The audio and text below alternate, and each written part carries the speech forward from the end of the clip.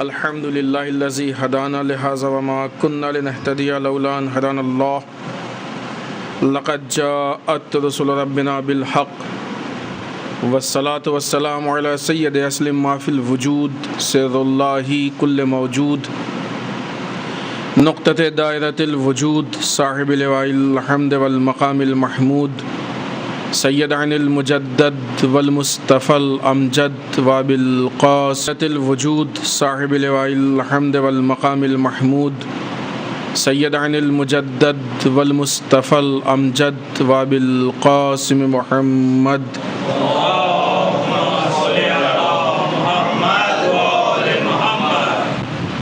والصلاة والسلام علی آلہ الطیبین الطاہرین المعصومین المظلومین ولعنۃ الدائمۃ الباقیۃ قل انما اعظکم بواحدۃ ان تقوموا للہ مثنی وفرادا ثم تتفکروا ما بصاحبکم من جنہ صلوات پر محمد وعلی محمد۔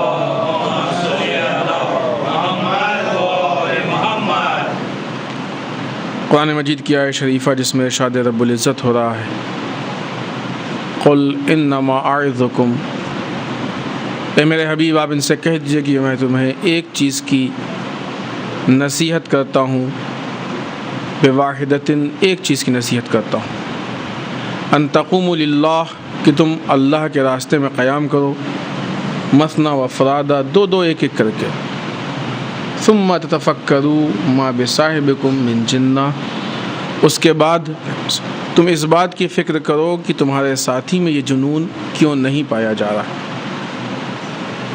اس آیت شریفہ کے ضمن میں ایام فاطمیہ کے سلسلے میں جن مجالس کا آغاز ہو رہا ہے اس کا عنوان جیسا کہ آپ جانتے بھی ہیں، معاشرے سازی میں عورت کا کردار۔ انشاءاللہ ان 3 دنوں میں اس موضوع کے ضمن میں کسی حد تک معروضات آپ کی خدمت میں پیش کرنے کی کوشش کریں گے، اس لیے کہ خود معاشرہ سازی اور عورت کا کردار یہ بہت تفصیلی اور اہم چیز ہے۔ مین پوائنٹس آپ کی خدمت میں پیش کرنے کی کوشش کریں گے تاکہ ہمارے برادران اور جوان اس بات کی طرف متوجہ ہو جائیں کہ وہ کون سی اہم چیزیں ہیں کہ جو کسی ایک معاشرے کو اچھا بناتی ہیں۔ بالخصوص چونکہ ایام فاطمیہ ہے لہذا صدیقہ طاہرہ سلام اللہ علیہا کی سیرت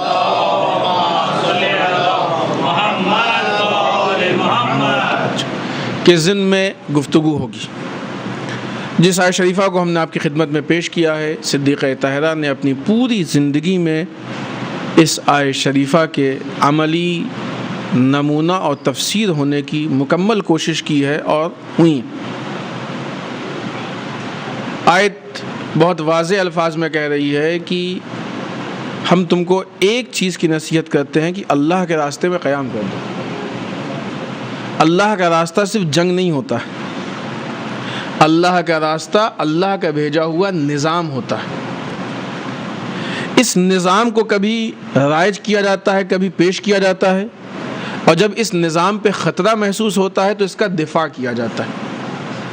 لہٰذا جب اس نظام کو لوگوں تک پہنچانا ہو تو وہ بھی اللہ کا راستہ ہے، اور جب اس نظام کو دشمنوں سے بچانا ہو تو وہ بھی اللہ کا ہی راستہ ہے۔ الہی راستہ، الہی معارف، الہی قوانین، الہی دین، الہی پیغام، الہی سسٹم، الہی کتاب، ان ساری چیزوں کو پھیلانا یہ سب سے اولین اور پہلی ہماری ذمہ داری ہے۔ اگر اس کے پھیلانے میں مشکل پیش آئے تو ان مشکلوں کو ہٹانا یہ ہماری ذمہ داری ہے۔ اور پھر اگر خدا نخواستہ ایسے مقام پہ کہیں پہ ایسی مشکل پیش آ جائے کہ جب جنگ کے علاوہ کوئی راستہ نہ ہو تو پھر وہ جنگ بھی ہماری ہی ذمہ داری ہے۔ لہٰذا قیام کے معنی صرف جنگ کے نہیں ہوتے۔ اقیم الصلاۃ، نماز قائم کرو، تو کیا مطلب جنگ کی جائے؟ نہیں، قیام کسی بھی تحریک کے لیے کھڑے ہونے کو قیام کہا جاتا ہے۔ تم اللہ کے راستے میں قیام کر دو، اللہ کے راستے میں کھڑے ہو جاؤ۔ گویا یوں کہا جائے کہ انسان ایک ایسی شکل بن جائے کہ جو شکل صرف اس کے ذہن میں ایک ہی دھن ہو کہ نظام پروردگار کو کائنات تک پہنچا دینا. اور جب یہ نظام پروردگار کائنات تک پہنچ جائے گا تو خود خدا وعدہ کرتا ہے کہ یہ وہ نظام ہے جو دوسرے سارے نظام پہ غالب آ جائے گا اور مشرکوں کو برا لگے گا. آیت شریفہ بہت واضح الفاظ میں کہتی ہے. اب آئیے دوسرے اینگل سے دیکھیے, اس نظام کو سماج میں پھیلانے میں یا اس نظام کو سماج تک بتانے میں خود عورت کی کیا ذمہ داری ہے؟ جب یہ نظام پھیلے گا تو معاشرہ سازی ہوگی. خود عورت کی کیا ذمہ داری؟ عورت اس ٹائم ایک کھیل دیکھا ہوگا آپ نے, بچے عام طور سے کھیلتے ہیں, بلکہ اب تو وہ مسابقوں میں بھی آ گیا ہے, رسی کشی کا. 2 ٹیم ہوتی ہے, 2 طرف سے رسی پکڑ کھینچتی ہے کہ نہیں, اور رسی بعض اوقات بیچ سے ٹوٹ بھی جاتی ہے. آج عورت کا مقام یہی ہے, عورت کو 2 طرف سے پکڑ کے کھینچا جا رہا ہے اور دونوں یہ کہہ رہے ہیں کہ ہم حق پہ. ایک طرف سے اسلام کہہ رہا ہے کہ عورت اس کا احترام ہے, عورت اس کی عزت ہے, عورت اس کا پاس و لحاظ ہے, عورت کو حقوق حاصل ہیں, یہ وہ ساری چیز پوری سسٹم انشاءاللہ جو باتیں آئیں گی ضمن ہم آپ کی خدمت پیش کریں گے. عورت کا استحصال نہیں ہونا چاہیے, اس کو اس کا پورا حق دیا جانا چاہیے, اس کو پورا جو بھی نظام کے اعتبار سے اس کا مقام ہے وہ مقام اس کو ملنا چاہیے. دوسری طرف سے اس کے مقابلے میں دنیا و بالخصوص آج کی مغربی دنیا وہ عورت کو بیوقوف بنا کے ہر غلط چیز کو عورت کے اوپر تھوپ کے یہ سمجھانا چاہتی ہے کہ عورت کا حق ہے اور یہ حق کیوں نہیں دیا جا رہا, اور پھر اس کے بعد بہانہ یہ بناتے ہیں کہ چونکہ مرد ایسا کرتا ہے لہذا عورت کو بھی کرنا چاہیے. یہ اور بڑی بیوقوف بنانے کی بات ہوئی ہے. مثال دیں ہم آپ کو, دیکھیں الگ الگ لوگوں کا الگ الگ مقام ہوتا ہے, الگ الگ تقاضے ہوتے ہیں, الگ الگ مزاج ہوتا ہے, الگ الگ ضروریات ہوتی ہیں, سب کے الگ الگ مزاج ہیں, اور جو تقاضے اور ضروریات ہوتے ہیں اسی کے اعتبار سے ان کو ان کے حقوق دیے جاتے ہیں. اگر آپ کے ہاں کوئی فیملی کھانے پہ آئی ہے دسترخوان پہ, تو آپ کیا بچے کو بھی 2 روٹی کھلائیں گے, بڑے کو بھی 2 روٹی کھلائیں گے؟ نہیں. اگر کوئی گود کا بچہ ہے 6 مہینے کا تو اس کو دودھ دیا جائے گا, وہ دودھ پیے گا. 2 سال 4 سال کا بچہ ہے تو وہ دچانے والے کھا لے گا. 30-40 سال کا جوان ہے تو اس کے خوراک زیادہ ہو سکتا ہے 4 روٹی بھی کھا لے. تو آپ کہیں یہ تو کوئی بات نہیں ہے, بچے کا حق مارا جا رہا ہے. باپ نے 4 روٹی کھائی, بچے کو صرف آدھی روٹی کھلائی. کہ نہیں بھائی, وہ باپ کی موقعیت الگ ہے, ضروریات الگ ہیں, بچے کے نہیں, سب کو برابر ہونا چاہیے. نہیں ہو سکتا ہے, باپ کی ضروریات الگ ہیں, باپ کے تقاضے الگ ہیں. باپ 4 روٹی 6 روٹی بھی کھا سکتا ہے, کوئی مشکل نہیں ہے. لیکن اگر اسی بچے کو اتنی کھلا دیا جائے, اول تو کھائے گا نہیں, خدا نخواستہ اگر کھا لے تو کتنے دن تک ڈاکٹر کے یہاں دوڑنا پڑے گا, یہ باپ جانتا ہے. معلوم یہ ہوا کہ بچے کی ضروریات الگ ہیں, باپ کی الگ ہیں. اگر ضروریات کے حساب سے تقاضا پورا کیا جائے تو اسی کو انصاف کہتے ہیں, برابری کو انصاف نہیں کہتے. عورت اور مرد کے ضروریات الگ ہیں, تقاضے الگ ہیں. تقاضے اور ضروریات کے حساب سے ان کی حقوق ان کو دیے جائیں گے, نہ یہ کہ سب کو برابر دیے جائیں گے. ذمہ داریاں الگ ہیں. کسی جگہ پہ ہم نے ایک مثال دی تھی, فلائٹ کے سفر آپ لوگ کرتے ہیں, ایک ہوتا ہے کہ جس کو آپ کہتے ہیں پائلٹ, بیٹھ کے جہاز کو چلاتا ہے, اور ایک اسٹاف ہوتا ہے کہ جو کنٹرول روم میں بیٹھ کے کنٹرول کرتا ہے. کنٹرول روم والے کی غلطی ہو جائے تو جہاز لڑ جائے, پائلٹ کی غلطی ہو جائے تو جہاز لڑ جائے. اب آپ جا کے کنٹرول روم والے سے کہیے کہ یہ کون سی انصاف کی بات ہے, سارے جہاز کو مینیج تم کر رہے ہو, تم لینڈ کرو, تم فلائی کرو, تم یہ کرو, تم وہ کرو, اور تمہیں کوئی نہیں دیکھ رہا ہے. پائلٹ وہاں سب کے سامنے بیٹھا ہوا ہے, سب اس کو دیکھ رہے ہیں. اب ایک کام کرو کہ تم بھی کنٹرول روم کو چھوڑ کے جا کے پلین میں بیٹھ جاؤ, بتائیے کیا نتیجہ نکلے گا. اگر یہ بھی چاہے کہ ہم کو تو کوئی نہیں دیکھ رہا ہے, ہمیں تو کسی کو معلوم ہی نہیں کہ ہم اتنا بڑا کام کر رہے ہیں, ہم بھی اس کنٹرول روم کو چھوڑ دیں اور جا کے ہم جہاز میں سب کے سامنے کھڑے ہو جائیں, ہم بھی اناؤنس کریں, ہم بھی یہ کریں وہ بھی کریں, نتیجہ یہ ہوگا کہ ایکسیڈنٹ ہو جائے گا, سب مر جائیں گے. اسی طریقے سے سماج و معاشرے میں ایک مقام عورت کا ہے، ایک مقام مرد کا ہے۔ معاشرہ دونوں چلاتے ہیں، معاشرہ نہ عورت کے بغیر چل سکتا ہے نہ مرد کے بغیر چل سکتا ہے، دونوں چلائیں گے تب چلے گا۔ نہ کنٹرول روم کے بغیر جہاز چل سکتا ہے نہ پائلٹ کے بغیر چل سکتا ہے، دونوں چلائیں گے تو چلے گا، ورنہ کہیں نہ کہیں ایکسیڈنٹ ہو جائے گا۔ لیکن تقاضے کے اعتبار سے کسی کا انڈر گراؤنڈ ہونا ضروری ہے اس لیے کہ اس کا مقام وہی ہے، کسی کا باہر ہونا ضروری ہے اس لیے کہ اس کی جگہ یہی ہے۔ اب یہ مت سمجھیے گا کہ جو باہر ہے صرف اس کو دیکھا جا رہا ہے، نہیں عزیزان محترم، وہ جاہل لوگ ہوتے ہیں جو صرف باہر والوں کو دیکھتے ہیں، ورنہ بھی ہم نے مثال دی اور آپ کو معلوم ہے کہ کنٹرول روم میں ایک آدمی بیٹھا ہے، تو سمجھدار آدمی صاحبان علم و معرفت اس کو معلوم ہے کہ جتنی ذمہ داری ہے سامنے والے پائلٹ کے کندھوں پہ ہے اس سے زیادہ اس کنٹرول روم میں بیٹھنے والے پہ ہے۔ تو سمجھدار والے آدمی کو سب معلوم ہوتا ہے کہ باہر سے کتنا کام کیا جا رہا ہے اور انڈر گراؤنڈ ہو کے کتنا کام کیا جا رہا ہے۔ عورت کی خدمات ایسا نہیں ہے کہ سماج میں اور معاشرے میں لوگ جانتے نہیں ہیں، جتنا لوگوں کو مرد کی خدمات کا علم ہے اتنا ہی عورتوں کی خدمات کا علم ہے۔ لیکن اب اگر یہ عورت اپنی ذمہ داریوں کو چھوڑ کے گھر سے باہر آ جائے تو مشکلات پیش آ جائیں گی۔ معاشرے سازی کے لیے، سماج سازی کے لیے دونوں کردار کا ہونا ضروری ہے۔ جب تک یہ دونوں کردار نہیں ہوں گے معاشرہ نہیں بن سکتا ہے۔ اس لیے اگر دونوں گھر سے باہر آ جائیں تو گھر سے باہر کا کام تو ہو جائے گا، اندر والا کام کون کرے گا؟ اندر والا کام کون کرے گا؟ اگر الٹا ہو جائے، عورت کو باہر لے آئیے، مرد کو اندر بٹھا دیجیے۔ تخلیق کے عنوان سے، مزاج کے عنوان سے خداوند متعال نے، اب یہ باتوں کو ہم اسی سال ایام فاطمیہ میں کسی اور جگہ خمسے میں پڑھ چکے ہیں، لہذا بہت تفصیل سے ہم نہیں پیش کریں گے، صرف اشارہ کریں گے۔ تخلیق کے عنوان سے، خلقت کے عنوان سے مرد کا مزاج الگ ہے چونکہ ذمہ داریاں الگ، عورت کا مزاج الگ ہے چونکہ اس کی ذمہ داریاں الگ ہیں، اور جب ذمہ داریاں الگ ہیں، مزاج الگ ہیں تو مقام بھی الگ الگ ہے۔ لہٰذا اب آپ خود سوچئے کہ جو ہم نے مثال دی اسی مثال کو لے کے آئیے۔ یہ جو پائلٹ ہے، پلین میں بیٹھا ہے، اس کو اس جگہ پہ بیٹھ کے ہینڈل کرنا سکھایا گیا، جو کنٹرول روم میں بیٹھا ہے اس کو وہاں بیٹھ کے ہینڈل کرنا سکھایا گیا۔ اب اگر آپ اس کو اٹھا کے یہاں بٹھا دیو، یہاں والے کو اٹھا کے وہاں بٹھا دیجئے،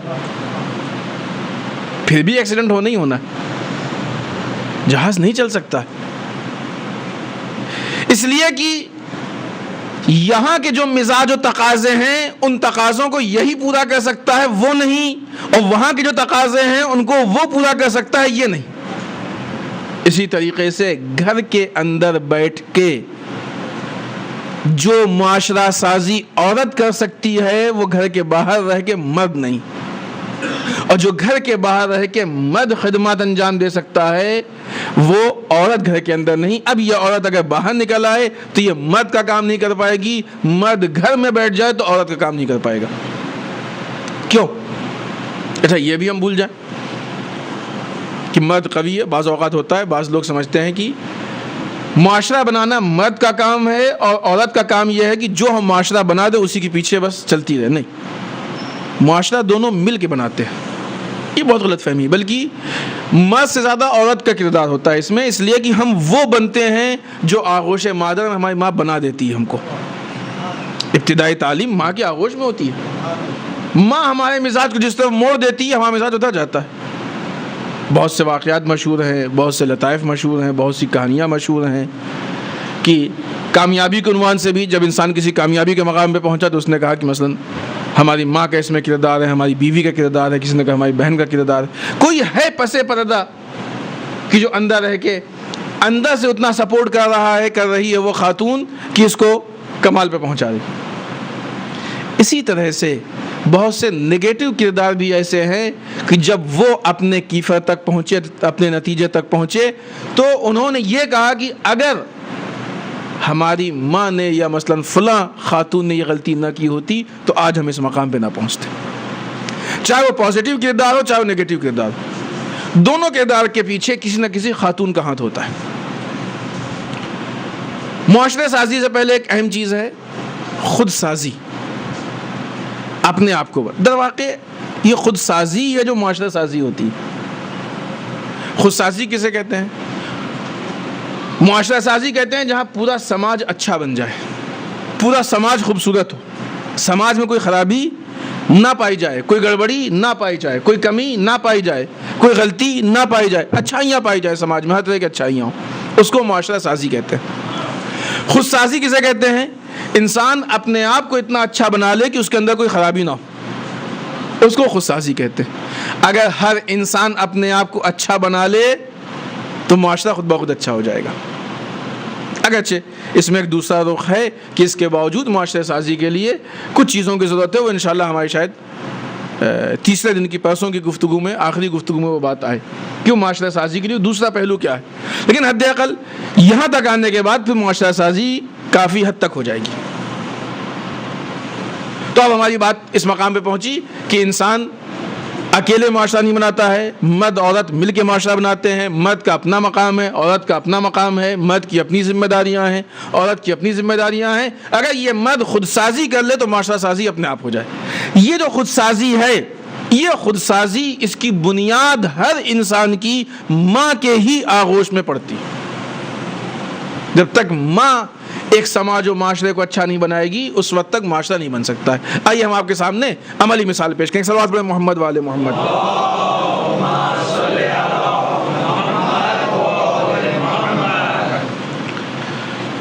مثال سے پہلے، اس بات سے پہلے ہم ایک شکوہ کریں گے۔ آج ہمارے سماج و معاشرے میں ایک طرف جہاں پہ یورپین کلچر، مغربی کلچر اس بات کی طرف دعوت دیتا ہے کہ عورت گھر کے اندر رہنے نہیں چاہیے، بس عورت کو باہر نکالو، بازار میں ٹہلے، یہ وہ، بس مرد عورت برابر ہے۔ حالانکہ وہ اپنی اس بات پہ خود بھی مضبوطی اور استحکام سے نہیں کھڑے۔ ہم تو کہتے ہیں کہ اگر آپ کہتے ہیں مرد عورت برابر، جتنے مختصر لباس عورت کو پہناتے اتنے مختصر آپ بھی پہنیے۔ مرد پورے لباس پہنتا ہے، عورت کو کم سے کم پہناتا ہے، اس کا مطلب برابری تو نہیں ہوئی۔ آپ اگر کم کرنے کا حق رکھتے ہیں تو ہم اس کو بڑھانے کا حق رکھتے ہیں۔ آپ کی نگاہ میں عورت کم پہن کے برابر ہوتی ہے مرد کی، ہماری نگاہ میں زیادہ پہن کے مرد کے برابر ہوتی ہے۔ اس کا فرق ہے نا، ورنہ برابر تو آپ نے بھی نہیں رکھا۔ بہرحال تو جہاں وہ یہ کہتے ہیں کہ عورت کو گھر میں نہیں ہونا چاہیے، عورت کو گھر سے باہر نکلنا چاہیے، ایسا ہونا چاہیے، ویسا ہونا چاہیے، یہ وہ، اسی کے مقابلے میں تھوڑی سی ہم بھی زیادتی کرتے ہیں۔ ہم عورت کو اپنے سماج و معاشرے سے ایک دم ہٹا کے رکھتے ہیں، بائیکاٹ کر دیتے ہیں، مرد کے قدم بقدم نہیں لے کے چلتے۔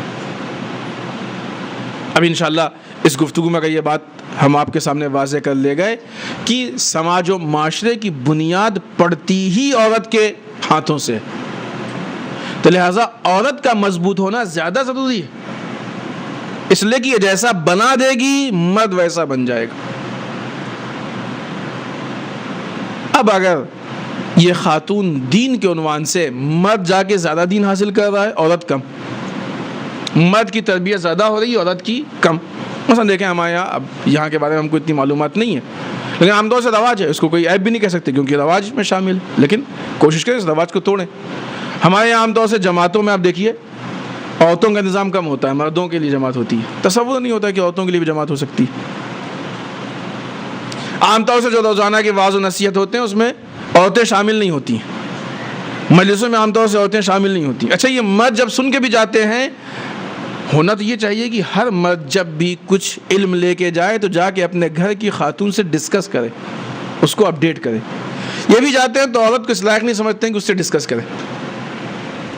نتیجہ یہ ہوا کہ یہ تو اپنے اصلاح، اپنے تزکیے میں، اپنی تربیت میں آگے بڑھتے جا رہے ہیں، وہ اسی جگہ پہ رکی ہوئی ہے۔ یہ زیادتی ہے ہماری طرف سے کہ ہم نے عورت کو اپنے برابر رکھنے کی کوشش نہیں کی ہے، اپنے سے بہرحال کم رکھا ہے، یہ غلط ہے۔ آپ کو ہم ایک مثال دیں، اور جو بات کرنے والے تو وہ بھی باقی اپنی جگہ پہ۔ اس سلسلے میں ہمارے ایک دوست ہیں، قم میں ملا کرتے تھے پاکستان کے، انہوں نے اپنے یہاں کی ایک بات بتائی کہ کراچی یونیورسٹی میں عام طور سے آج کل تو کالج میں لڑکی لڑکے ساتھ ہی پڑھتے ہیں اور دوستی بھی ایک دوسرے کی ہوتی ہے، بلکہ فیشن اتنا خراب ہو گیا ہے کہ بوائے فرینڈ اور گرل فرینڈ کے بغیر ایک عجیب سی وہ ہوتی ہے۔ یہ ساری چیزیں آپ بہتر سمجھتے ہیں۔ بہرحال تو سبھی آپس میں دوستی رکھتے تھے، لیکن ایک ایسے لڑکے کو دیکھا گیا کہ جب وہ آیا تو اس کی دوستی لڑکیوں سے زیادہ ہوئی، اس نے لڑکیوں سے زیادہ دوستی کی. تو لوگوں کی نگاہ میں تھوڑا سا وہ ہوا کہ یہ سب تو برابر ہیں، مکس ہیں، لیکن یہ کیوں صرف لڑکیوں کے ساتھ رہتا ہے. جو غور کیا گیا دیکھا گیا کہ اس کی دوستی شیعہ لڑکیوں سے زیادہ ہے. تو اس سے پوچھا گیا، اب جیسے بھی انہوں نے قبولوایا، آخر میں جواب نتیجہ یہ ملا کہ ہم کو کہیں سے اس بات کا پیسہ ملتا ہے کہ ان لڑکیوں سے دوستی کریں، دوستی کرنے کے بعد اس کو خراب کر کے چھوڑ دیں، ان کو بگاڑ کے چھوڑ دیں. تو پوچھا کہ لڑکی ہی کیوں، لڑکا کیوں نہیں؟ تمہارا کام بگاڑنا ہے، کسی کو بگاڑو. کہا نہیں، یہ فرق ہے. لڑکے کو بگاڑیں گے تو ایک فرد بگڑے گی، لڑکی کو بگاڑیں گے تو گھر بگڑے گا.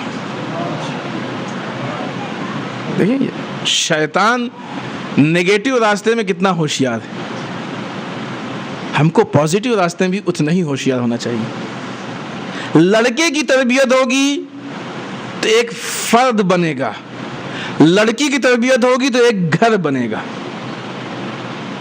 لڑکی اور لڑکے کا فرق یہی ہے، مرد مکان تو بنا سکتا ہے لیکن اس مکان کو گھر بنانے والی عورت ہوتی ہے. دونوں میں بہت فرق ہے، کاش وقت ہوتا اور تفصیل سے ہم آپ کے سامنے پیش کرتے، اس لیے کہ مکان کی کوئی انتہا نہیں ہوتی ہے، لیکن ایک چھوٹے سے حجرے کو بھی عورت گھر بنا دیتی ہے. دونوں میں فرق ہے. یہ وہ چیز ہے کہ جس کا تعلق انسان کی روحانیت سے ہے، انسان کے اطمینان سے ہے، انسان کے سکون سے ہے. ایک چھوٹے سے مکان کو اگر اس کے اندر سکون پیدا ہو جائے تو بہترین گھر بن جاتا ہے، اور ایک بہت بڑا مکان لیکن اگر سکون نہ ہو تو وہ گھر نہیں ہو پاتا. یہ سکون وہی خاتون پیدا کرتی ہے. آئیے ہم جو بات آپ کی خدمت میں پیش کرنا چاہ رہے تھے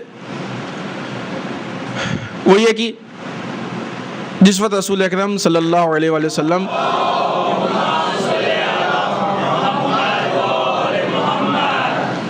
دنیا میں تشریف لائے اور آنے کے بعد آپ نے اعلان رسالت کیا اور اس کا اپنے تبلیغی کام کو شروع کیا، تو ان سارے مراحل میں جو آپ نے دیکھا، ایک طرف سے مردوں کے جو حالات دیکھے، ڈکیتی، چوری، قتل، غارت، جو حالات ہیں وہ آپ کی نگاہ کے سامنے. انگلی پہ گنے چنے لوگ ایسے تھے کہ جو قاعدے کے تھے، جن کا کردار مناسب تھا، پرفیکٹ تھا، صحیح تھا، ورنہ قتل و غارت ایک عام چیز تھی. ان کو اپنے قبیلے کے لیے جنگ کرنی ہے، اس بات سے کوئی سروکار نہیں ہے کہ ہمارا قبیلہ حق پہ کہ باطل پہ، نہیں. ہمارے قبیلے نے کہہ دیا یہ ہے تو وہ اس پہ جان بھی دے دیں گے لیکن اس کو ختم نہیں ہونے دیں گے، چاہے وہ کسی کی نفع میں ہو، چاہے کسی کے نقصان میں ہو، کچھ بھی ہو. یہ عام رواج تھا، اور قبیلے کے رول سے وہ مخالفت بھی نہیں کر پاتے تھے، نہیں کر سکتے. کسی کو حق نہیں، رائٹ نہیں تھا کہ قبیلے کے رول سے مخالفت کرے. بہت زیادہ جنگلی ماحول تھا ظلم کا. دوسری طرف سے عورتوں کا یہ حال تھا کہ عورتوں کی کوئی احترام ہی نہیں تھا، کوئی عزت ہی نہیں تھی. عورت مرد کے ہاتھ کا کھلونا تھی. اول تو اس کو زندہ رہنے کا حق نہیں تھا، لڑکیاں دفن کر دی جاتی تھیں، اور اگر زندہ رہتی تھیں تو انسان کی حیثیت سے نہیں رہتی تھیں، حیوان کی حیثیت سے رہتی تھیں. آج بھی وہی ہے، یورپ نے آج بھی وہی کام کیا ہے. ہم مثال نہیں دے رہے ہیں لیکن یورپ کی حرکت کی حقیقت آپ کے سامنے پیش کرنا چاہ رہے ہیں. جس طریقے سے آج یورپ نے کتے کو عزت دے کے بڑے مقام پہ پہنچا دیا ہے، اسی طریقے سے عورت کو بعنوان حیوان بڑے مقام پہ پہنچا رہا ہے. کل بھی لوگ عورت کو انسان نہیں سمجھتے تھے، حیوان سمجھتے تھے. آج بھی یورپ عورت کو انسان نہیں، حیوان سمجھتا ہے، صرف استحصال کا ذریعہ سمجھتا ہے، لیکن اس استحصال کے لیے بعنوان فیشن اس کو بڑا مقام دیتا ہے. لیکن اسلام اس دین کا نام ہے کہ جو عورت کو اس کا واقعی حق اور واقعی احترام، واقعی مقام دینا چاہتا ہے. چونکہ اس زمانے میں عورت کی کوئی عزت نہیں تھی، انسان شماری نہیں ہوتی تھی، اور آج بھی بہت سے ایسے مذاہب ہیں اسی اعتبار سے ان کے ہاں عورت انسان میں حساب نہیں ہوتی ہے. ہر طرح کا ظلم عورت کے اوپر جائز ہے، ہر طرح کی زیادتی جائز ہے. مرد کی مرضی ہی مرضی، عورت کی مرضی کی کوئی ویلو نہیں ہے، اس کے ارادوں کی کوئی ویلو نہیں. مشورہ میں تو کوئی سوال ہی نہیں پیدا ہوتا ہے. ایک دم پست ترین زندگی گزارتی ہے عورت. تو اس وقت عورت اتنی بری زندگی گزارتی تھی، چونکہ رسول نے دیکھا کہ چونکہ عورت اتنی پست زندگی گزار رہی ہے، سماج سے اتنی کٹی ہوئی ہے، خود عورت کی تربیت نہیں ہے، اس کی آغوش پاک نہیں ہے، اس کی آغوش مناسب نہیں ہے، تربیت گاہ نہیں بن پائی ہے، لہذا پلنے والوں میں یہ کرپشن دکھ رہا، چونکہ آغوش صحیح نہیں ہے، لہذا اس آغوش سے جو پل کے نکل رہے ہیں وہ بھی صحیح نہیں ہے۔ لہذا رسول خدا صلی اللہ علیہ وسلم نے سب سے پہلے اس تربیت گاہ کے علاج کی کوشش کی، اس تربیت گاہ کو اتنا پاک و پاکیزہ بنا دو کہ اس سے جب کوئی نکلے تو اسی اعتبار سے پاک و پاکیزہ نکلے۔ لہذا عورتوں کے احترام کی بات کی، عورتوں کے حقوق کی بات کی، اور رسول نے صرف بات نہیں کی بلکہ رسول نے اپنی بیٹی کا احترام کر کے اپنی بیٹی کو حقوق دے کے بتایا۔ آسان نہیں ہے، جہاں عورت کو زندہ دفن کیا جا رہا ہے، عورت کو صرف مارا جا رہا ہے، عورت کو صرف غلام کی حیثیت سے رکھا جا رہا ہے، صرف کنیز کی حیثیت سے رکھا جا رہا ہے، صرف استحصال و مس یوز کے لیے رکھا جا رہا ہے، ایسے حالات میں ایک باپ کھڑے ہو کے اپنی بیٹی کا احترام کرے، بہت بڑی بات ہے۔ سماج کے خلاف چل رہے ہیں رسول، معاشرے کے خلاف چل رہے ہیں رسول، لیکن اسی خاندان نے جب عورت کو احترام کی نگاہ سے دیکھا تو فاطمہ بنت اسد کی آغوش میں یا نبوت پلتی ہے یا امامت پلتی ہے، صدیقہ طاہرہ کی آغوش میں پلنے والی یا امامت ہی امامت ہوتی ہے کہ پوری دنیا کو فیضیاب کرتی ہے۔ کہا دیکھو جتنی پاک و پاکیزہ تربیت گاہ ہوگی اتنے ہی اچھے وہاں سے پلنے والے نکلیں گے، یہی وہ پورا سسٹم ہے۔ ہم صرف اس لیے پیش کریں کہ آپ اس پہ غور و فکر کیجئے، موقع نہیں کہ اس سسٹم کو ہم چھیڑیں۔ اسلام نے بتایا ہے کہ ایک بچے کو مثلا 6 اور 7 سال کی عمر تک ٹچ نہ کرو، اور آج بھی عام طور سے جو ایجوکیشن کے سسٹم ہوتے ہیں وہ 6 سال سے پہلے بچے کا فرسٹ کلاس میں ایڈمیشن نہیں لیتے۔ پھر اس کے بعد انہوں نے وہ ایک الگ چیز ہے اپنے بزنس کے پوائنٹ سے کہ ایسا نہ ہو کہ بچہ ہاتھ سے نکل جائے، یہ ہو جائے وہ ہو جائے، لہٰذا نرسری لوور کے جی جو الگ الگ نام ہوتے ہیں رکھ کے اور بچے کو 3 سال سے ایڈمیشن لے لیا۔ نہیں، وہ ایک الگ سسٹم ہے پورا کہ کس عمر میں بچے کے کیا تقاضے ہیں، اس حساب سے ان کو کیا دینا چاہیے، اور پھر اس کے بعد اس 6-7 سال کی عمر تک بچے کو ماں کے حوالے کر دیا کہ ماں بچے کی بنیاد کو اتنا مضبوط کر دے کہ اگر باہر تعلیم کے ساتھ صحیح تربیت نہ ملے تو بچہ اس غلط تربیت سے لڑ کے کم سے کم اپنے اصل کو باقی رکھ سکے۔ آج یہ ہماری پرابلم ہے معاشرے سازی میں کہ جو ہمارا معاشرہ اور ہماری قوم بگڑتی جا رہی ہے۔ بچہ ادھر پیدا ہوا، ذرا سا اس نے بولنا شروع کیا، ہم نے اس کو لے جا کے نرسری میں ڈال دیا۔ اکثر جو ایجوکیشنل سسٹم ہیں وہ عیسائیوں کے ہیں۔ جب بچہ اپنی اس مین ایج میں کہ جہاں پہ اس کو کچھ لینا چاہیے اس میں لیتا ہے تو ان سے لیتا ہے، پھر بڑا ہونے کے بعد کیا بنے گا آپ بتائیے۔ لہذا رسول نے اس بنیاد کو تبدیل کیا، اس تربیت گاہ کو اچھا بنایا کہ اگر یہ ماں کی آغوش اچھی ہو جائے تو معاشرہ خود بخود سدھر جائے گا۔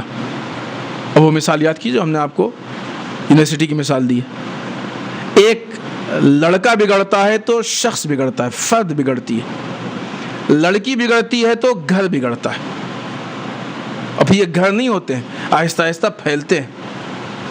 خود عورتیں آپس میں میڈیا ہیں، یہ حقیقت ہے، خود عورتیں آپس میں میڈیا ہیں۔ مرد کو آپس میں بیٹھ کے افکار کو منتقل کرنے کا اتنا موقع نہیں ملتا ہے جتنا عورتوں کو آپس میں بیٹھ کے افکار کو منتقل کرنے کا موقع ملتا ہے۔ یہ مت کہیے کہ عورتیں بیٹھتی ہیں تو مثلا صرف برائی کرتی ہیں اور صرف یہ کرتی ہیں، نہیں، ہماری غلطی ہے کہ ہم نے اس میں کچھ فیڈ ہی نہیں کیا، ہم نے اس میں فیڈ ہی نہیں کیا۔ وہ اب چاہے اس کو ہارڈ ڈسک کہہ لیجیے چاہے سیٹ، وہ خالی ہے، جب وہ خالی ہے تو اس میں جو آئے گا وہی چلے گا۔ اگر ہم اس میں اچھائیاں فیڈ کر دیں تو جب آپس میں بیٹھیں گے تو اچھی چیزوں پہ ڈسکس کریں گے۔ ہم نے ان کو علمی میدان سے دور رکھا ہے، تربیت کے میدان سے دور رکھا ہے، اخلاق کے میدان سے دور رکھا ہے، مذہبی میدان سے دور رکھا ہے، فکری بحث نہیں کی ہے، ان کے شعور کو بلند نہیں کیا ہے۔ جب ان کے پاس کچھ نہیں ہے، اب جب بیٹھی فلانے کے گھر میں ایسا ہو رہا ہے، فلانے کی لڑکی کے ساتھ ایسا ہوا، فلانے کے کیوں؟ اس لیے کہ نہیں ہے، خالی ہے۔ جب خالی ہیں تو جو محلے میں دکھا اس پہ بات ہوئی، جو شہر میں دکھا اس پہ بات ہوئی، جو پڑوس میں دکھا اس پہ بات ہوئی۔ بالآخر مزاج ہے تبصرہ، وہ مزاج نہیں بدلے گا. تبصرہ ہوگا، اگر اچھے عناوین نہیں ہوں گے تو برے عناوین پہ تبصرہ ہوگا. اب یہ ہماری عقل مندی ہے کہ اسی تبصرے کو اچھی چیزیں فیڈ کر کے ایک اچھا تبصرہ بنا دے، اور جب ہر گھر میں وہی تبصرہ ہوگا تو خود بخود معاشرہ سدھر جائے گا. لہذا اگر سماج و معاشرے کو بنانا ہے، سدھارنا ہے، تو اس میں سب سے زیادہ ہم کو جو کام کرنا ہوگا، جو محنت کرنی ہوگی، وہ اپنی خواتین اور لڑکیوں کے متعلق کرنی ہوگی کہ ان کو اتنا مستحکم، اتنا مضبوط بنایا جائے کہ ان کو کوئی اپنی جگہ سے نہ ہلا سکے. بنیاد جتنی مضبوط ہوگی، دیوار اتنی ہی مضبوط کھڑی ہوگی.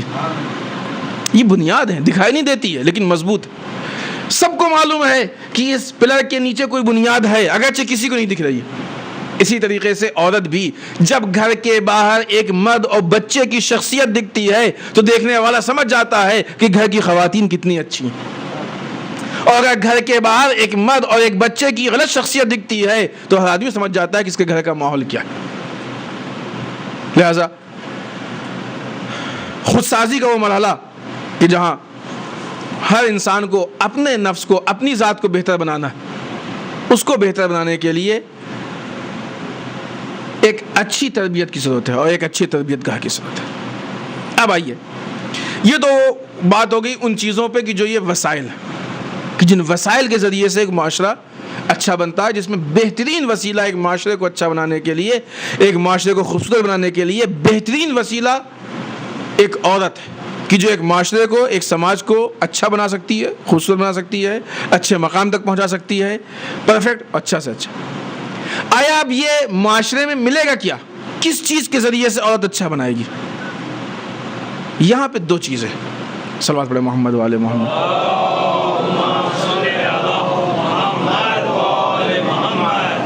یہاں پہ دو چیزیں ہیں کہ جن دو چیزوں کے ذریعے سے عورت ایک معاشرے کو اچھا بنا سکتی ہے. پہلی چیز، ایک اچھا سسٹم ہونا چاہیے. عورت تربیت گاہ، بچے کو تربیت چاہیے. اس تربیت گاہ میں بچے کو کیا تربیت ملے گی، کیسی تربیت ملے گی، یہ کون بتائے گا؟ ایک پرفیکٹ سسٹم چاہیے، ایک اچھا سسٹم چاہیے. صدیقہ طاہرہ حضرت فاطمہ الزہرا سلام اللہ علیہا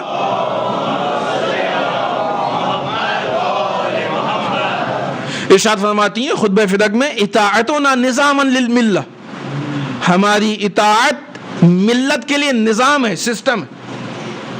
تم کو اچھا سسٹم چاہیے، بہترین خوبصورت سسٹم چاہیے، ہم بتا رہے ہیں نا، اس سے اچھا سسٹم تم کو کہیں نہیں ملے گا.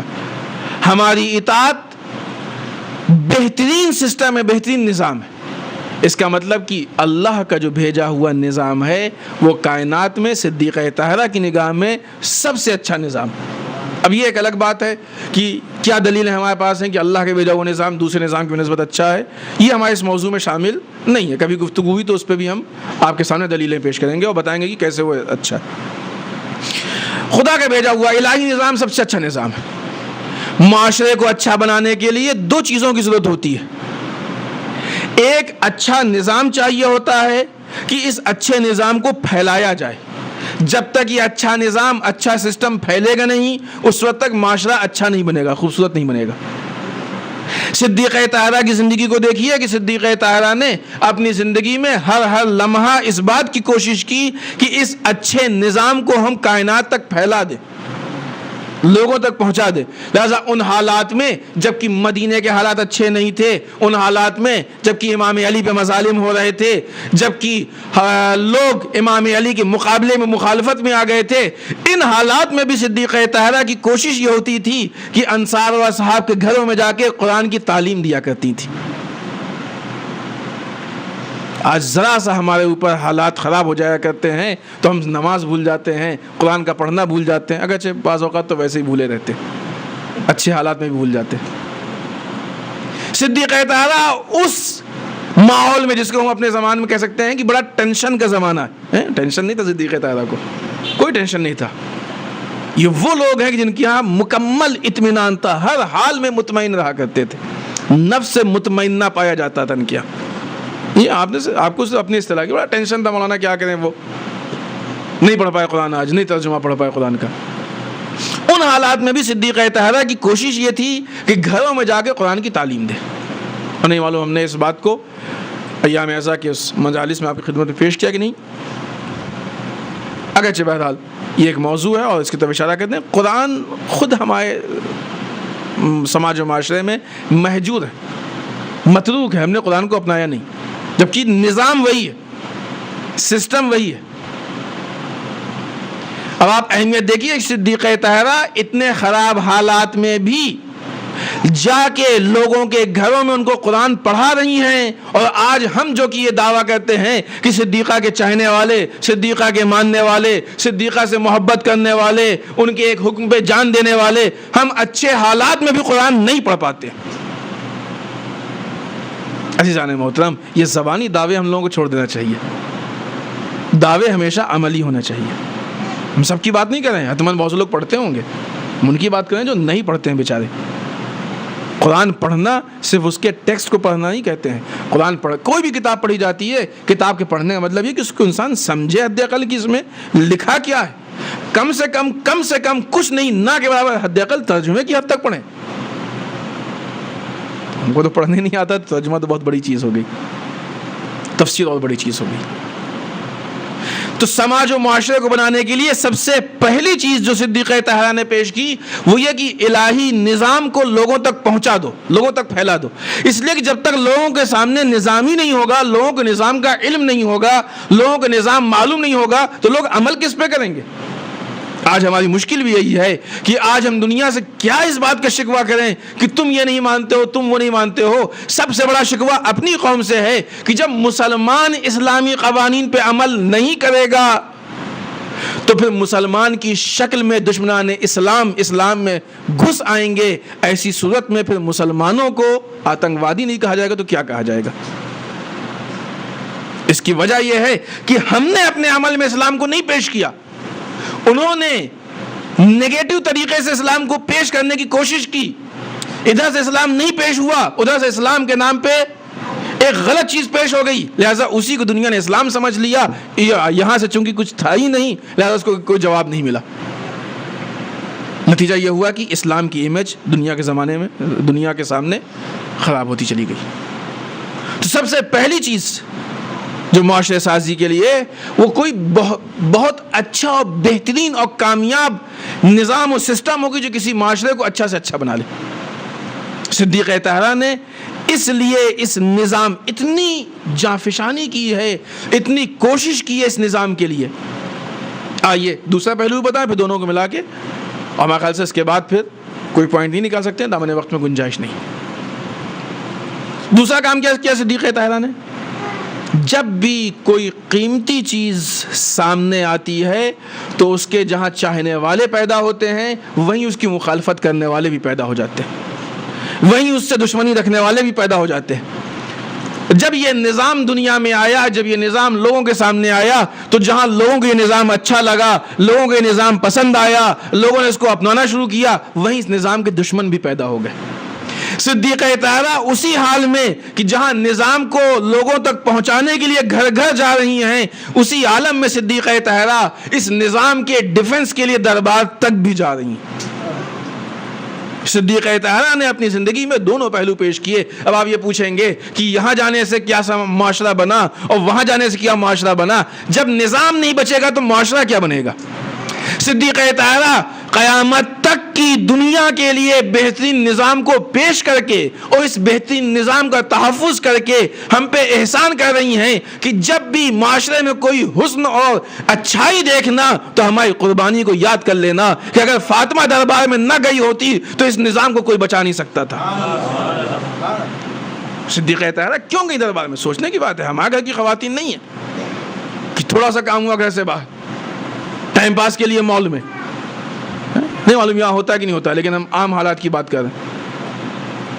ہر چھوٹی سے چھوٹی چیز میں گھر سے باہر جاتی, ہوتا ہے کہ نہیں ہوتا ہے. صدیقہ طاہرہ بغیر کسی اہم دلیل کے, بغیر کسی اہم وجہ کے گھر سے باہر قدم نہیں نکال رہی ہیں, لیکن اس کے باوجود آپ کو زندگی کے ہر پہلو میں صدیقہ طاہرہ باہر نظر آئیں گی, ہر پہلو میں باہر. آج کی خاتون بیکار کاموں کے لیے زیادہ گھر سے باہر نکلتی ہے, جب کام کی بات آتی ہے تو کہتے ہیں عورتیں کہاں یہ کر سکتی ہیں. ہوتا ہی نہیں. پروٹیسٹ کی بات آئی کہ عورت کہاں پروٹیسٹ میں جائے گی؟ ارے مال جا سکتی ہو, پروٹیسٹ نہیں جا سکتی ہو؟ کس کی ماننے والی ہو؟ صدیقہ طاہرہ سے بڑا پروٹیسٹ کس نے کیا؟ اپنے اور اسلام کے حق کے بقا کے لیے تنہا فاطمہ اپنے زمانے کے پریزیڈنٹ کے سامنے کھڑی ہیں. اس سے بڑے پروٹیسٹ کی مثال کہاں لے کے آؤ گے؟ اگر صدیقہ طاہرہ کی سیرت پہ عمل کرنا ہے تو منع نہیں کر سکتے اس. مردوں کی سیرت کیا ہوا؟ اگر عورت بیکار جگہوں پہ جاتی ہے تو مرد کچھ نہیں بولتا ہے. فلاں سے ملنے گئے کوئی بات نہیں, مال گئے کوئی بات نہیں, حتیٰ پکچر ہال گئے ٹھیک ہے ہاں ٹائم پاس کے لیے چلیں گے, کیا کریں. ارے کوئی بات ہی نہیں ہوئی. 3 گھنٹے تک آپ کی خاتون گھر ایک جگہ بیٹھی ہوئی مسلسل فیر حرام میں مبتلا ہوتی رہی, کوئی بات نہیں. حق اسلام کے دفاع کی بات آئی تو کہا عورت وہاں نہیں جا سکتی. سیرت صدیقہ طاہرہ کو فراموش کر دیا. عزیزان محترم, مال میں جانے سے معاشرہ نہیں بنتا ہے, پکچر ہال میں جانے سے معاشرہ نہیں بنتا ہے, لیکن حق دفاع کے لیے جانے سے معاشرہ بنتا ہے. معاشرے کی تعمیر یہاں ہے, وہاں نہیں ہے. وہاں معاشرہ خراب ہوتا ہے, یہاں معاشرہ سنورتا ہے, بنتا ہے.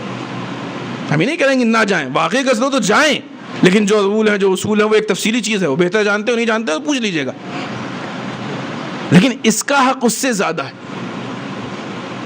آئیے ہم بات کر رہے تھے کہ صدیقہ طاہرہ ہر پہلو میں ہر جگہ نظر آتی ہیں اصحاب و انصار کے گھروں میں. آج کسی کی حیثیت بڑی ہو جاتی ہے تو چھوٹوں کے گھروں میں جانے میں شرم محسوس ہوتی ہے. فلاں غریب ہے اس کے یہاں کیسے جائیں, فلاں کام والی ہے اس کے یہاں کیسے جائیں, فلاں نادار ہے اس کے یہاں کیسے جائیں, ہمارا عہدہ بڑا ہے ان کا عہدہ چھوٹا ہے ان کے یہاں کیسے جائیں.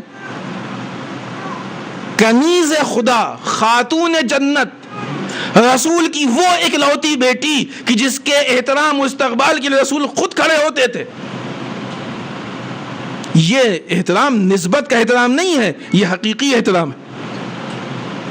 فرق ہوتا ہے. اگر یہ نسبت کا احترام ہوتا تو پھر یہ نسبت کے احترام دوسرے مقام پہ پائے جاتے. اگر یہ رشتے کا احترام ہوتا تو رشتے کے احترام دوسرے مقام پہ پائے جاتے. یہ خود صدیقہ کے اپنے کمالات کا احترام تھا کہ رسول کھڑے ہوتے تو اپنے مقام پہ بٹھاتے تھے.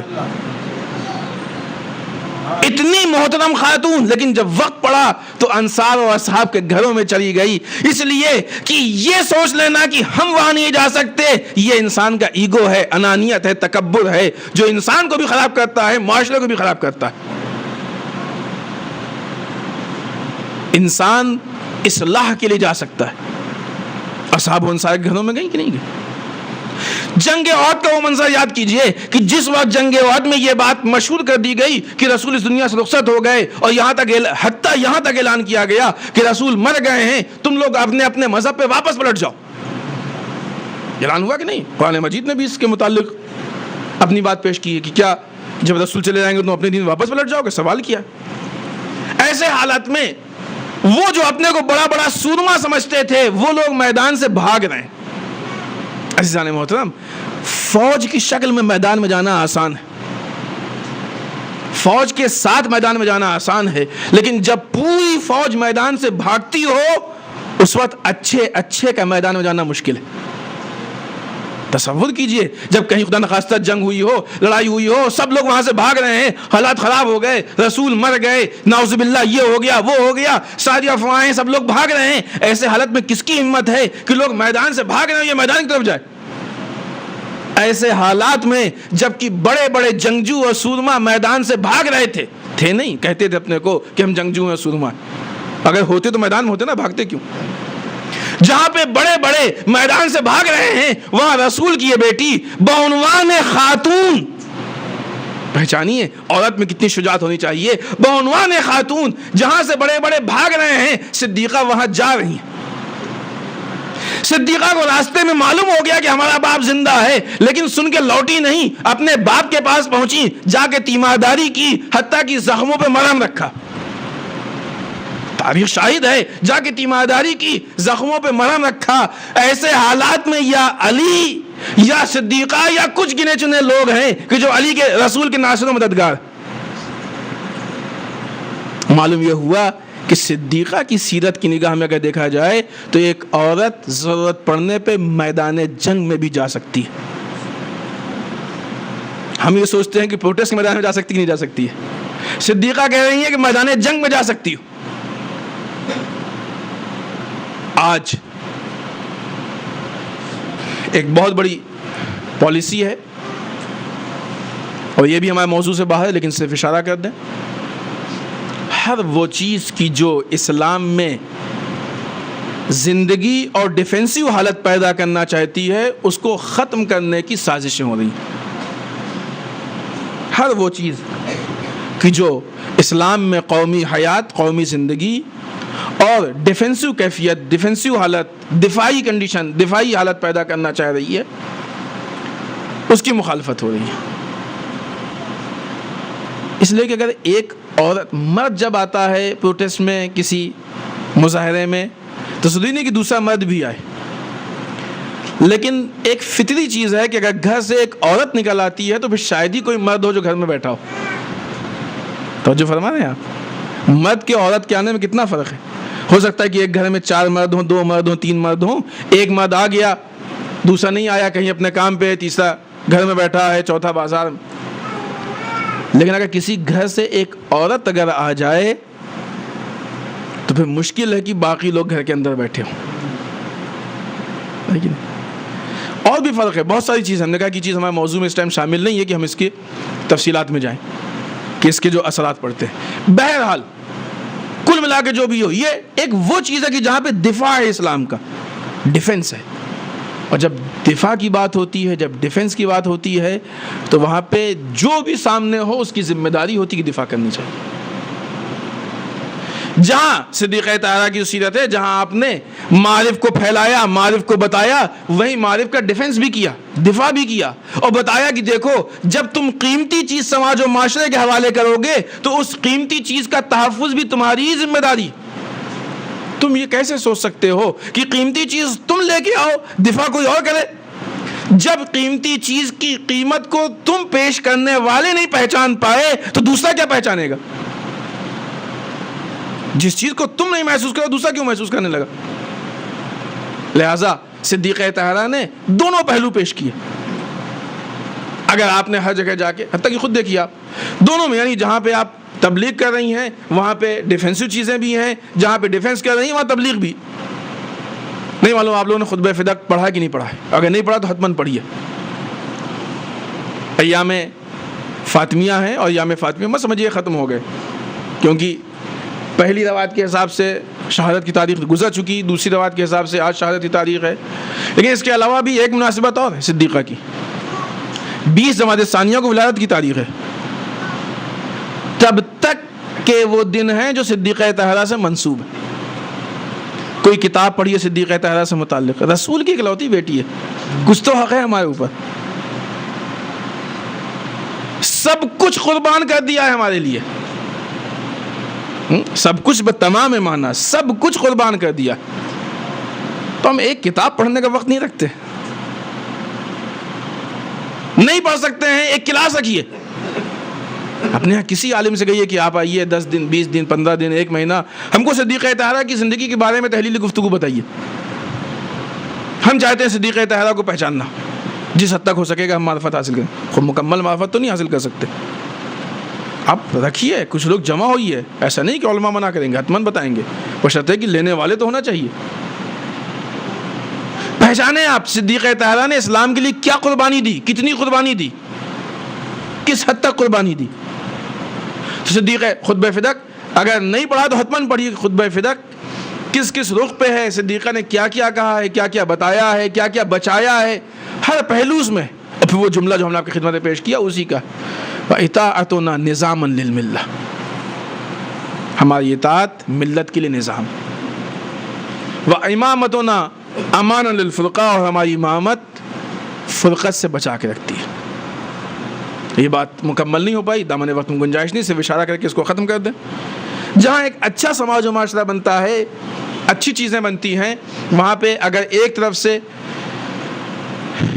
ایک اچھا نظام دینے کی ضرورت ہے, اس نظام کے دفاع اور ڈیفنس کی ضرورت ہے, وہیں ان سب کے ساتھ ساتھ آپس کے میں لوگوں کے بیچ میں جو اختلافات ہوتے ہیں ان اختلافات سے بھی لوگوں کو بچانے کی ضرورت ہے۔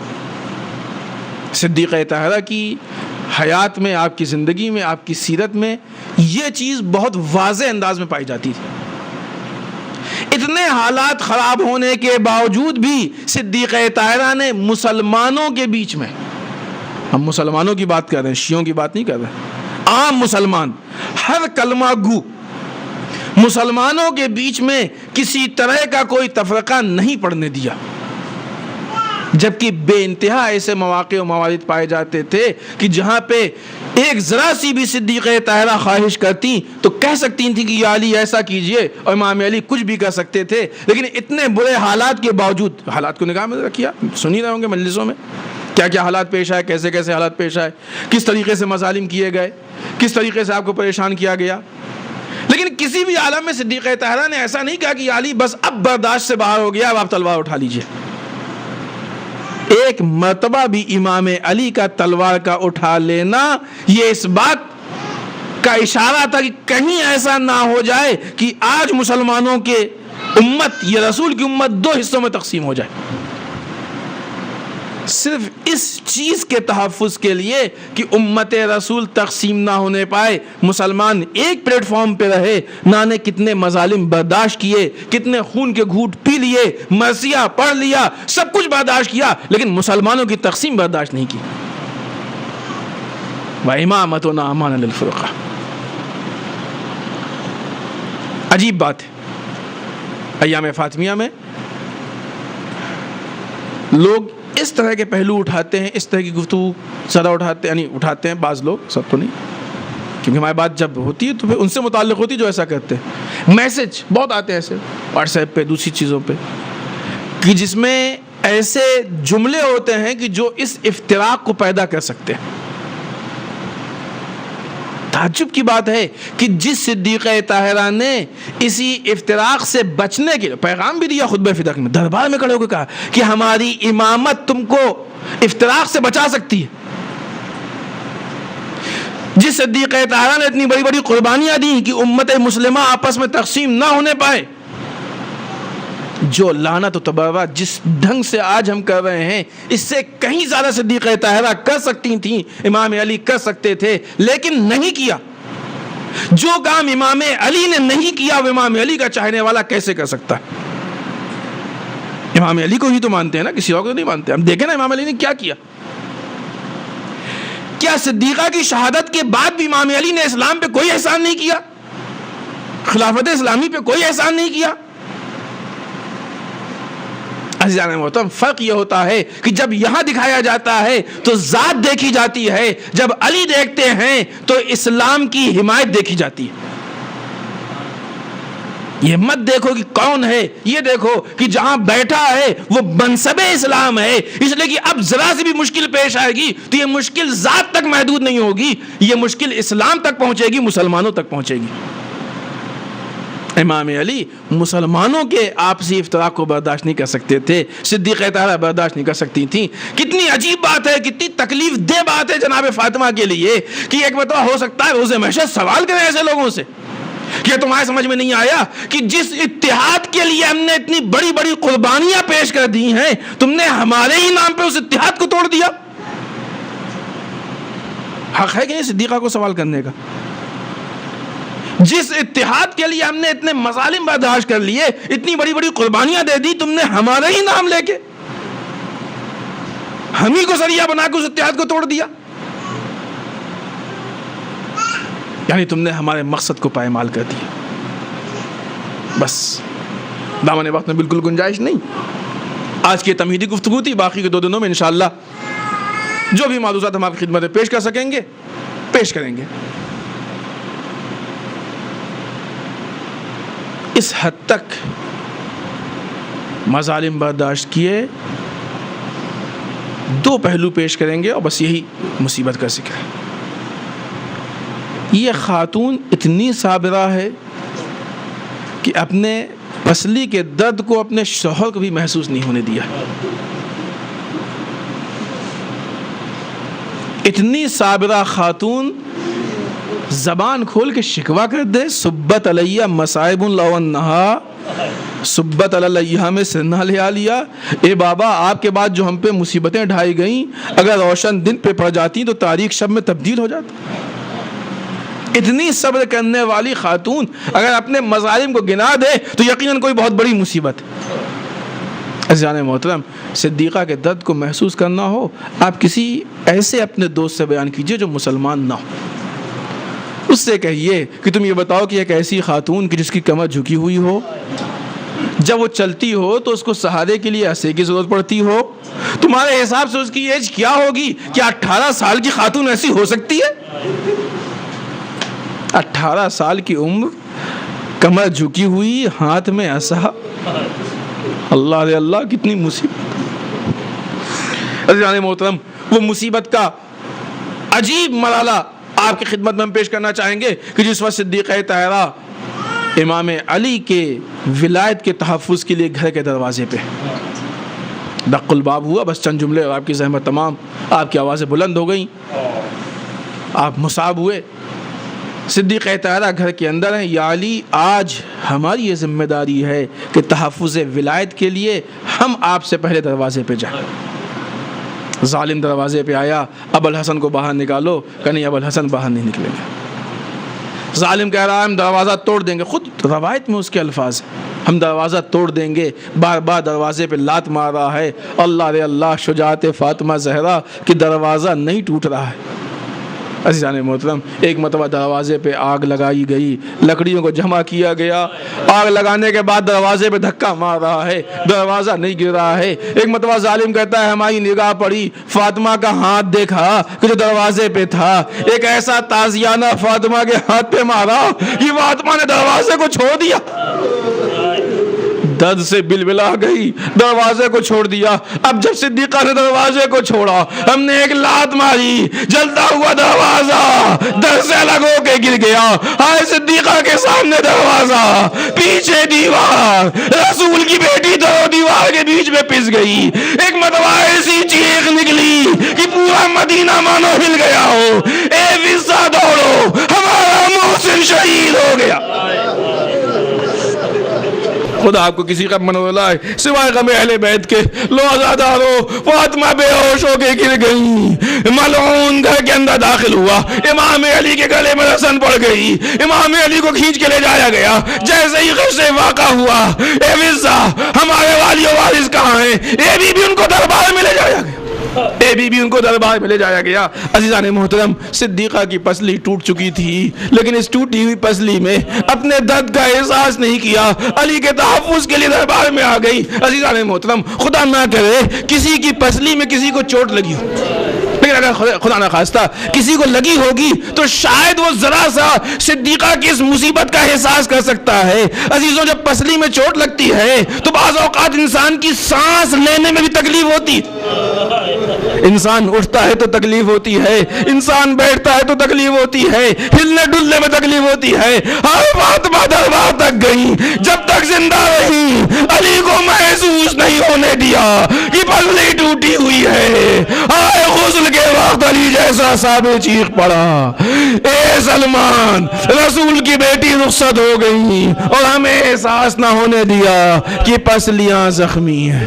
انا للہ و انا الیہ راجعون، رضا بقضائہ و تسلیما لامرہ۔ الہی بحق الزہرا و ابیہا و بعلہا و بنیہا، پالنے والے اس مختصر سے عزا کو قبول فرما لے، پالنے والے ہم سب کو اعمال صالحہ کی توفیق عنایت فرما، بار اللہ اعمال قبیحہ سے محفوظ رکھ، بار اللہ ہمارے گناہوں کو بخش دے، بار اللہ ہمارے مرحومین کو بخش دے، پالنے والے اسلام و مسلمین کی حفاظت فرما، بار اللہ دشمنان اسلام کو نیست و نابود کر دے، بار اللہ جو پریشان حال ان کی پریشانیوں کو دور فرما، بار اللہ جو لا ولد ان کو اولاد صالح عنایت فرما، بار اللہ جن کی شادیوں مشکلات ان کے مشکلات کو حل فرما، بار اللہ ہمارے علماء کا سایہ ہمارے سروں پہ باقی رکھ، بار اللہ رہبر و مراجع کو طول عمر عنایت فرما، بار اللہ امام کے ظہور میں تعجیل فرما، ہمیں ان کے آوان و انصار میں شریک ہونے کی توفیق عنایت فرما۔ ربنا تقبل منا انک انت السمیع العلیم۔